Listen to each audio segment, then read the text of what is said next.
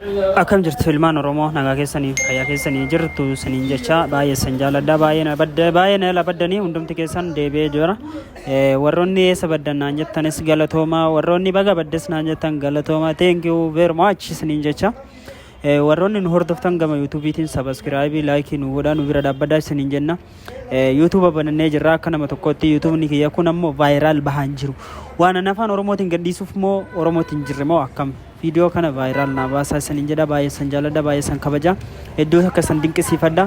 yaa ilmaan Oromoo shares na godha subscribe na godha kuma tokko ብቻ ነገሳ sanin jedha kuma tokko በቃ 1000 ብቻ ነው subscribe ነው የሚፈልገው ከናንተ ስለዚህ ደግሞ ሁላችሁም ከባብራችሁ ማለት ነው subscribe እንደምታረጋችሁ ተስፋ አድርጋለሁ ሁላችሁም subscribe አድርጉ በተለይ እኛ በቃ ያላችሁን ሂሳብ ደግሞ በኮሜንት ለኛ መጻፍ እንዳትረሳችሁ በኮሜንት ሂሳቡን ጻፉ ያሉ ነው